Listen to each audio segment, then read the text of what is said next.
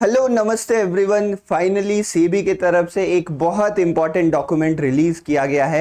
ये consultation paper कल आया था जिसमें बहुत सारी इंपॉर्टेंट चीज़ें डिस्कस की गई हैं। इस वीडियो में बड़े ही आसान शब्दों में और कम वक्त में मैं आपको समझाने वाला हूं कि इस कंसल्टेशन पेपर में क्या दिया गया है और as a trader, as a F and O trader आपके लिए ये जो नए रूल्स रेगुलेशंस है वो कैसे चेंजेस ला सकते हैं या हमें इस पर कैसे रिएक्ट करना चाहिए, उन चीज़ों का हम डिस्कशन करेंगे। नमस्ते, मेरा नाम है शिवम। मैं आप सभी का इस वीडियो पर स्वागत करता हूं। अगर आप ऑप्शन ट्रेडिंग करते हैं या फिर इस सेबी के नए रूल्स रेगुलेशंस के बारे में लेटेस्ट अपडेट जानना चाहते हैं तो आप चैनल सब्सक्राइब कर दिएगा। जैसे ही कुछ नया आता है मैं आप सभी को उसको इन्फॉर्म जरूर कर देता हूं। Let's begin the video. समझते हैं आखिर इस कंसल्टेशन पेपर में क्या क्या बातें थी। देखिए, अगर मैं आपको एकदम बेसिक से समझाना चाहूं तो सेबी को जो कार्य करने की प्रणाली है, मतलब सेबी जिस तरीके से काम करता है वो कुछ इस तरीके से होता है। अगर उन्हें कोई भी चेंजेस करने हैं तो सबसे पहले वो कोई कमिटी बनाते हैं या फिर जो उनके इंटरनल मेंबर्स हैं वो उन चेंजेस को डिसाइड करते हैं। वो चेंजेस अगर एक बार डिसाइड हो जाते हैं तो पहले एक सर्कुलर द्वारा उसके बारे में अपडेट दे दिया जाता है, प्रेस रिलीज या सर्कुलर, कि हम ऐसा ऐसा कुछ सोच रहे हैं। और जब ऐसा कुछ हो जाता है उसके बाद डिपेंड करता है वो कैसी चीज़ है। अगर मान लो वो कोई एक लिमिटेड ग्रुप के लिए रूल्स रेगुलेशन है तो उस लिमिटेड ग्रुप के साथ मीटिंग्स होती हैं, उसके बाद फाइनलाइज किया जाता है कि क्या क्या चेंजेस करने हैं, कैसे उसको इंप्लीमेंट करना है। बट अगर ब्रॉडर मार्केट के लिए कोई रूल्स रेगुलेशंस रहती है तो उस कंडीशन में सेबी एक कंसल्टेशन पेपर रिलीज करती है। उस कंसल्टेशन पेपर में जितने भी स्टेक होल्डर्स हैं, जैसे इसमें हम ट्रेडर्स हैं, ब्रोकर्स हैं, एनएसई के बाकी मेंबर्स हैं, एक्सचेंजेस हैं, उन सभी से राय मांगी जाती है, उन सभी का कंसल्टेशन मांगा जाता है कि आपके हिसाब से हमें इन चेंजेस को कैसे इंप्लीमेंट करना चाहिए। और अगर आप कुछ सजेस्ट करना चाहते हैं तो आप कर सकते हैं। तो ये मैंने सेबी के वेबसाइट से डाउनलोड किया है, जहां से मैंने ये पीडीएफ डाउनलोड किया है। वहीं पे जाके आप लोग भी अपना कमेंट, आप भी अपना कंसल्टेशन गवर्नमेंट या सेबी को प्रोवाइड कर सकते हैं। अब ये कंसल्टेशन पेपर रिलीज होने के बाद लगभग जो फाइनल बोर्ड है उसके हाथ में रहता है कि वो क्या डिसाइड करते हैं। तो सेबी ने लगभग कुछ दिन पहले कमिटी बनाई थी 7 लोगों की, जिन्होंने कुछ रूल्स रेगुलेशन प्रपोज किए थे। अब वो रूल्स रेगुलेशन फाइनलाइज होने के कगार पे आ गए, इसीलिए आपसे कंसल्टेशन पूछा जा रहा है। इस डॉक्यूमेंट में क्या क्या है मैं आपको समझाता हूँ। सबसे पहले इस डॉक्यूमेंट में बताया गया है कि एफएनओ ट्रेडिंग में क्यों सरकार को दिक्कत हो रही है। यहाँ पे अगर आप पढ़ोगे तो यहाँ पे इन्होंने क्या लिखा है कि डेरिवेटिव्स मार्केट जो होते हैं वो बेटर प्राइस डिस्कवरी में मदद करते हैं, मार्केट्स में रिस्क को मैनेज करने में हेज करते हैं। लेकिन ये लिखा है burst of speculative hyper activity in derivatives market particularly by individual players can detract from sustained capital formation by endangering both investor protection and market stability। तो ये क्लियरली कह रहे हैं कि इंडिविजुअल पार्टिसिपेशन, स्पेक्यूलेटर कहते हैं, ट्रेडर हमें नहीं कहा जाता, वी आर स्पेक्यूलेटर्स। तो हम जैसे स्पेक्यूलेटर ट्रेडर्स को यहाँ पर वो कह रहे हैं कि संख्या बहुत ज्यादा बढ़ गई है, जिस कारण से मार्केट की स्टेबिलिटी खराब हो रही है। आप लोगों ने सुना होगा आजकल कैसी स्पीच मार्केट में आ रही है, एफएनओ ट्रेडर्स को कैसे ट्रीट किया जा रहा है, मेरे समझ में नहीं आ रहा। फाइनेंस मिनिस्टर ने ये कहा था अभी कुछ दिन पहले कि जो एफएनओ ट्रेडिंग है वो मिडिल क्लास के लिए है ही नहीं। उन्होंने क्लियरली कहा था it is not for middle class. तो मैं पूछ रहा हूँ कि ये किसके लिए है? फिर कोई अमीर आदमी है जिसके पास वैसे ही करोड़ों रुपए, वो ट्रेडिंग क्यों करेगा? वो इन्वेस्ट करके अपना वेल्थ बढ़ाए, वो वेल्थ जनरेट करे अपना। ट्रेडिंग एक जॉब है, एक प्रोफेशन की तरह है ना। तो इसमें तो मोस्ट ऑफ द पीपल जो है वो मिडिल क्लास के ही है। मिडिल क्लास की आपकी डेफिनेशन क्या है वो भी मुझे क्लियर नहीं है। उसके बाद यहाँ पे सेबी की जो चेयरपर्सन मैम है वो उन्होंने कई बार कहा हुआ है, कल ही एक एनएसई की कोई एक मीटिंग थी या समथिंग था, कोई कॉन्फ्रेंस था, जहां पे उन्होंने कहा कि रिटेल ट्रेडर्स कंट्रोल में ही नहीं है, 60,000 करोड़ का वो लॉस कर रहे हैं यहाँ पे, तो उन्हें हमें रोकने के लिए कुछ ना कुछ करना पड़ेगा। मतलब एक तरीके से वो पूरे तरीके से लगे हुए हैं कि एफएनओ को हमें बिल्कुल भी सपोर्ट नहीं करना है। अब देखो, एज अ ट्रेडर ना 2-3 तरीके के लोग मार्केट में काम करते हैं। एक वो लोग होते हैं जिनको सच में ट्रेडिंग में कुछ करना है, जो सीरियसली ट्रेडिंग कर रहे हैं, जो ट्रेडिंग का बिजनेस प्रोफेशन समझते हैं। लेकिन कुछ लोग ऐसे होते हैं जो लोग ट्रेडिंग से मतलब नहीं रखते, वो आनंद लेने के लिए कुछ महीनों के लिए आते हैं, फिर वो मार्केट से निकल जाते हैं। अब अगर आप ऊपर ऊपर से खाली नंबर्स देखोगे कि इतने ट्रेडर्स लॉस कर रहे हैं, इतने लोगों का लॉस हो रहा है, उसके बेसिस पे आप डिसीजन लोगे, तो जो अच्छे ट्रेडर्स है, जो मेहनत कर रहे हैं, उनका क्या होगा? उनको ऊपर भी तो इम्पैक्ट पड़ने वाला है। क्या इंपैक्ट पड़ने वाला है मैं उसके बारे में आपको बताता हूं। मैंने ब्रीफ से अलग में लिख लिया है, अगर आप चाहो तो इस पेपर को पूरा पढ़ लेना, लेकिन इसके बाद आपको पढ़ने की कोई जरूरत नहीं पड़ेगी।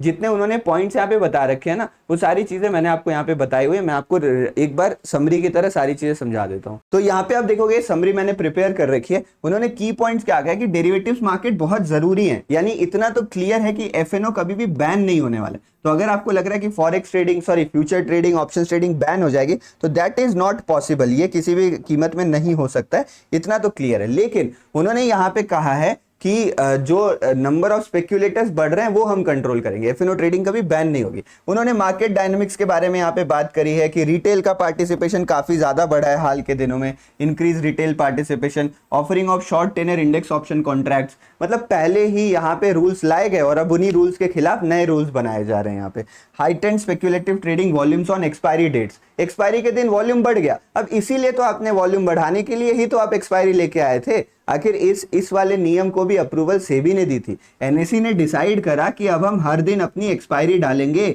बिना सेबी के अप्रूवल के कुछ भी नहीं होता है। तो अगर आपको ये रूल बदलना था तो आप सेबी ने अप्रूवल उस टाइम क्यों दिया? और ये ज्यादा दिन पहले की बात नहीं है, ये 3-4 महीने पहले की बात है। 3-4 महीने पहले लिए गए डिसीजन को अब आप बदल रहे हो कि अब हर दिन एक्सपायरी रहेगी, सेंसेक्स की एक्सपायरी, बैंकेक्स की एक्सपायरी ऐड कैसे हुई? सेबी के बाद कहने के बाद ही तो हुई ना। तो अब उन्हीं को बदला जा रहा है यहाँ पे। और फिर वो यहाँ पे कहते हैं प्रोटेक्ट इन्वेस्टर्स इंटरेस्ट, इन्वेस्टर के इंटरेस्ट को बचाया जा रहा है। देखो मैं आप लोग से बस एक सवाल पूछता हूं, यहाँ पे सेबी बहुत सारे काम कर रहा है यहाँ पे जो हमें क्लियरली नजर आ रहा है, लेकिन मेरा सवाल ये है कि क्या सेबी ने एक भी इनिशिएटिव लिया है जिससे वो अवेयर कर सके, एजुकेट कर सके इन्वेस्टर को? एजुकेशन का कोई भी ऐसा ढंग का इनिशिएटिव लिया गया? The answer is no. कुछ एग्जाम्स हैं, कुछ छोटे मोटे यहाँ पे छोटे मोटे एग्जाम्स लेके आप ये बोल दो हम एजुकेट करें, दैट इज कंप्लीटली रॉन्ग। आप क्या करते हो, आप लोगों को ये दिखाते हो जैसे ही ब्रोकर में लॉग इन करते हैं कि 9 ट्रेडर लॉस कर रहा है, 1 ट्रेडर प्रॉफिट कर रहा है। ये डेटा दिखा के उनको क्या मिलने वाला है? आप उन्हें ये बताओ ना कि आप एक ट्रेडर में कैसे आ सकते हो। आप एजुकेट करो, आप अवेयर करो मासेस को। इन्फ्लुएंसर के हाथ में नहीं होता। हमारे यूट्यूब चैनल पे कौन आता है? जो सीखना चाहता है। मैक्सिमम लोग तो इसे सीखना ही नहीं चाहते, उन तक आप पहुंच सकते हो, आप सरकार हो तो आप वो काम करिए। लेकिन इन्होंने क्या किया, हम अवेयर या एजुकेट नहीं कर सकते, हम ओवरली रेगुलेट कर देंगे उसको, ताकि मजबूरी से लोगों को छोड़ना पड़े, ना कि वो सीख के कुछ कर सके। इसमें वो गवर्नमेंट का अप्रोच नहीं है। गवर्नमेंट चाहती है कि आप छोड़ दो ट्रेडिंग, अगर आप छोटे हो, आपके पास कम पैसा है, या फिर आप नए नए मार्केट में, आप उसको मत करिए। और इससे we are protecting investor interest.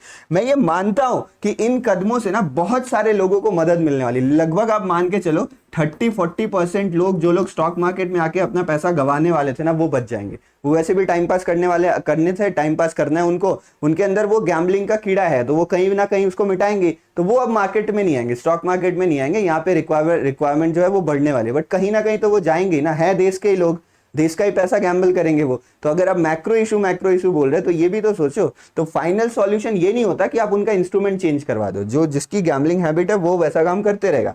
अब देखो उन्होंने क्या क्या चेंजेस प्रपोज किए ना, इसके बारे में बात करते हैं, ये काफी इंटरेस्टिंग है। तो सबसे पहले उन्होंने कहा है कि रैशनलाइजेशन ऑफ ऑप्शन स्ट्राइक्स, मतलब अभी आप देखोगे तो हर इंडेक्स की स्ट्राइक प्राइसेस अलग अलग होती हैं, सबकी अपने अपने हिसाब से स्ट्राइक प्राइसेस हैं। कोई 100 के गैप में है, कोई 50 के गैप में है, कोई 25 के गैप्स में, और बहुत सारी स्ट्राइक प्राइसेस हैं। तो सेबी उसको कम करना चाहती है। सेबी चाहती है कि हम इतने स्ट्राइक प्राइसेस के साथ यहाँ पे काम नहीं कर सकते, तो हम उनको चेंज करेंगे। अब उन्होंने बताया कि स्ट्राइक के इंटरवल को, जैसे वीकली मंथली इंडेक्स, उसको भी 4% रेंज, मतलब जो प्राइस चल रहा है उसके 4% ऊपर 4% नीचे तक ही केवल स्ट्राइक प्राइसेस रहेंगे। तो वैसे इस रूल से हमें ज्यादा इंपैक्ट नहीं पड़ेगा।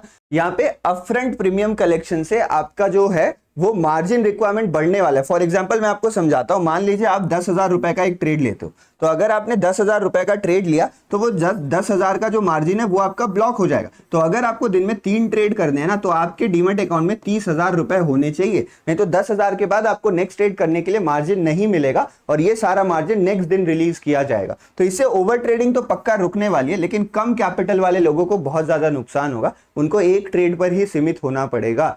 ये हो गया हमारे पास सेकंड जो चेंजेस है उसके बारे में बात। उसके बाद अगर आप देखोगे तो यहाँ पे कैलेंडर स्प्रेड बेनिफिट्स को हटा रहे, ये थोड़ा सा टेक्निकल पॉइंट है, इसके बारे में मैं डिस्कशन नहीं कर रहा हूँ। यहाँ पे स्ट्रैटेजीज ट्रेड करते हैं, उनको यहाँ पे फायदा या नुकसान हो सकता है, वो अलग बात है।